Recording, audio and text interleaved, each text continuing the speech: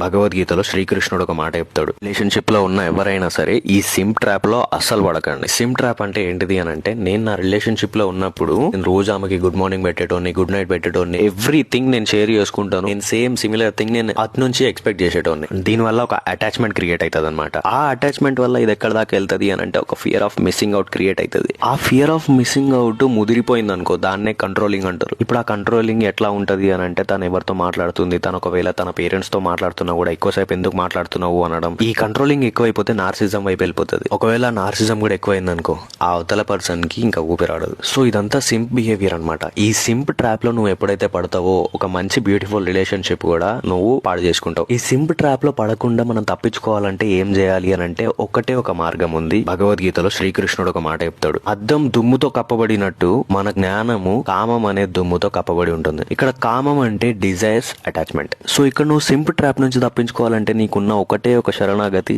Detachment.